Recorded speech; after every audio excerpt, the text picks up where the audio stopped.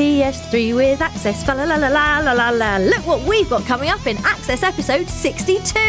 It's Christmas, so obviously we've got blood and gore and aliens, colonial marines in Access all areas. There's festive fun afoot as we look at our stupidest outtakes of 2012 and run through the best holiday bargains on the PlayStation Store. First up though, democracy once again proves its worth as we tally up your votes for the Access Game of the Year 2012.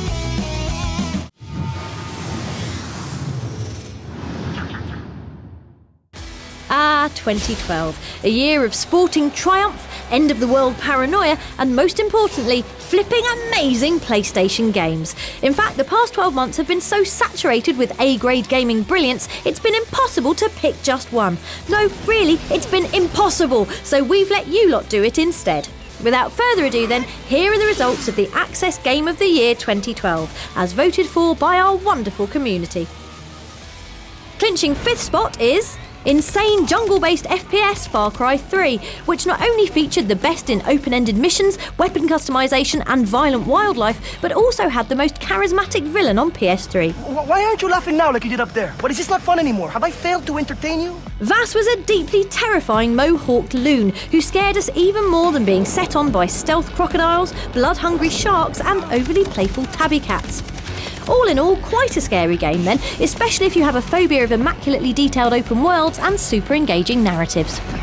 In at 4, we've got shy, unassuming loot-em-up Borderlands 2, which also takes our unofficial gong for best use of entirely made-up words. So, Borderlands 2, what exactly is a gunzerker? Hit me, I dare you! Thanks for clearing that up. Other reasons this is a worthy addition to our Game of the Year roster include the sprawling, cel-shaded world of Pandora, the tons of flamboyantly designed monsters, and the fact it does guns better than Kellogg's does cornflakes. Wake up to a 4-player co-op bloodbath. Lovely.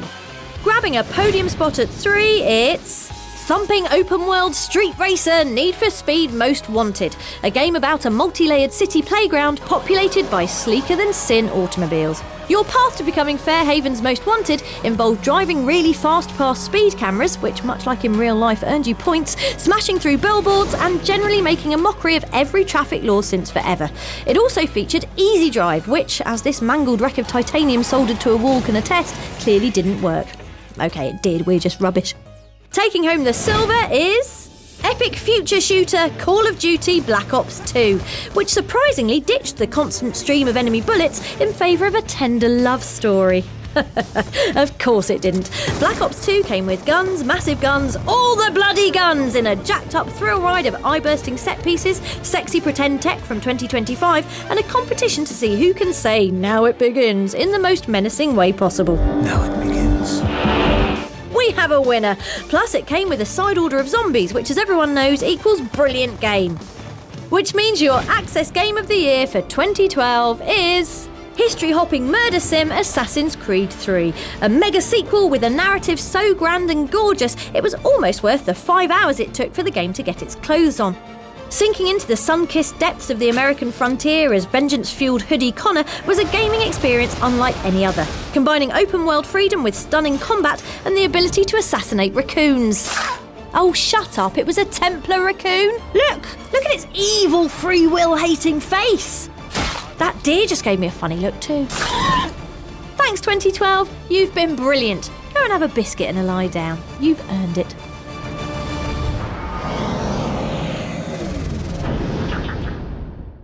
Draping tinsel over PS3's news tree now, it's your PlayStation briefing. So what would be on your dream Christmas list? I'd have a lifetime supply of After Eights and Ryan Gosling naked and dazed. But only after Batman Arkham City as December's entry in the PlayStation Plus Instant Game Collection. That's right, if you're a Plus member you can now swoop, scowl and smack your way through the greatest superhero game ever made at no extra cost to your subscription. Throw in amazing titles such as monochrome death simulator Limbo and the fluid action brilliance of Vanquish, and there's never been a better time to be a PlayStation Plus member. Just hit the big yellow plus on your XMB to subscribe. Speaking of big and yellow, say hello to a very festive Pac-Man, lighting up Namco Bandai's Tokyo HQ alongside a Christmas tree taller than Sense, a fat rosy-cheeked Santa, and a haul of presents so big they've probably been designated their own postcode. As well as feeling rubbish about our own Christmas decks, we were also in Japan for an exclusive behind-the-scenes look at Super RPG Ni no Kuni, which you can see in the new year. Unless the Mayans were right, obviously. And finally, having a better Christmas than probably anyone, apart from Dave, is Russian cosplayer Ormely, who you may remember dressed up so brilliantly as Bioshock Infinite's Elizabeth that we showed it to series Big Daddy Ken Levine. I think God did a pretty good job with her. Well, Irrational Games have now hired Ormely to be the public face of Elizabeth, for which we're taking all the credit. Well done us. That's all for briefing this week. We'll have more news next time.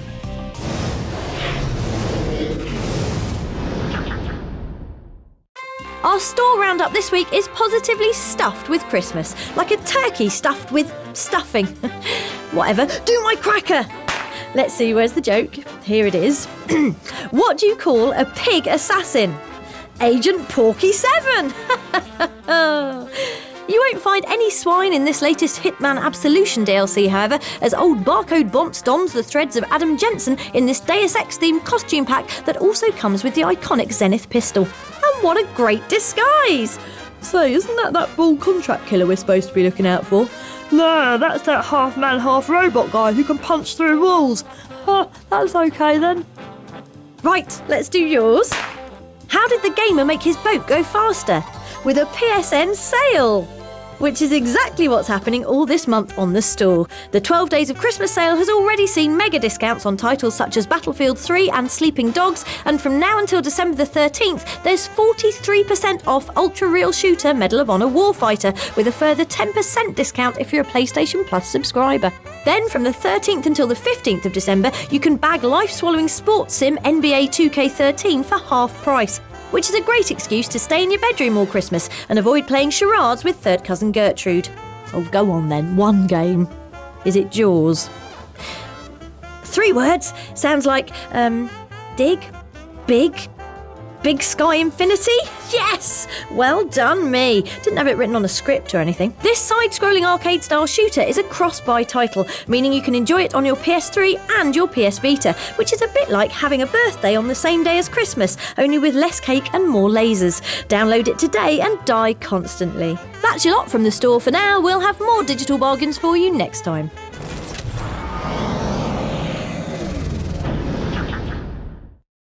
It's been a brilliant year here at Access. The PlayStation Vita arrived, we bunked off to E3 and Gamescom, and a torrent of amazing games came out. Things don't always go to plan, however, as the following will attest. Access TV. Access TV. I'm the executive. Sorry, can we start again? HFHV. Damn. Get those guys excited if you like, but also attracting the new audience. Fascinating question. You're gonna give me a lot of trouble. Am I holding this like a dead man? That's a funny question. Are you getting these questions off the internet? Sorry, I forgot the rest of the question. How was it for you? It's my favorite question for a woman to ask me. Yeah, you might have boobs and a Virginia and a vajayjay, but you can't do that. Bitty wheat. I don't know what to say. I forgot now. So what do you think about the first? Just Sony Santa Monaco. And you want me to do it that weird? Yeah. I just gotta touch you. That's too creepy, I'm sorry.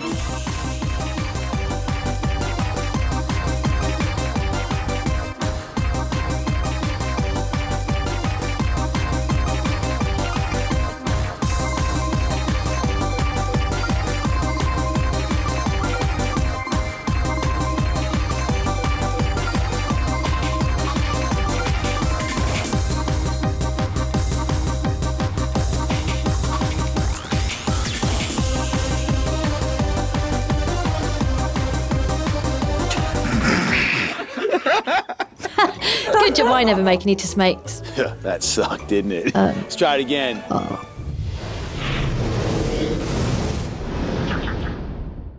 Welcome to the suitably industrial-looking Islington Metalworks for Access All Areas, where this week we got to spend some quality time with Aliens Colonial Marines campaign mode and some actual Colonial Marines. Smile! No? Okay. After checking out the jellied delights of the medical bay, we caught up with Gearbox Software's Chris Neely, who was very keen to tell us why the game will be so amazing. It's the actual places from the movie, you know, and you actually get to see the blown up atmospheric processor, the landscape of LV-246, and the remnants of operations and Hadley's Hope. Each one of our scenes has a lot to offer, and it is varied from one to the other. This lot goes very claustrophobic and cramped, and you have all this dynamic lighting. You really feel you have no place to run, you know? And then once you're on the LV-246, it's kind of the exact opposite. You're open, you have long lines of sight, you're able to breathe for the first time, you know? You have all the nostalgia, you know, all the places from the movie. Okay, Chris, but which is scarier, a band of rampaging xenomorphs or a solitary facehugger? Well, that's the thing about the facehugger, because they're these little guys, and they're skittering around. So with the aliens, they hide and they run around, you know? But like the facehuggers, they really build the tension, because you can hear them, you'll see them skitter around, but they're a tiny target and they move quick. So for me personally, like, the facehuggers would definitely take the cake on that. Thanks, Chris. Aliens Colonial Marines arrives in February next year, and we'll have more on the game very soon.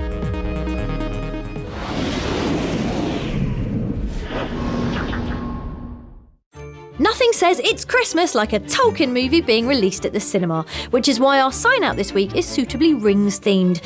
While gallivanting through the plastic delights of Lego The Lord of the Rings, we came across this brilliant movie-nodding trophy while enjoying our favourite Middle-earth pastime, tossing Gimli. In fact, toss the diminutive beardy warrior 30 times and up pops this trophy. Not a word, old chap, not a word. Although we have just told all our viewers. See you next week.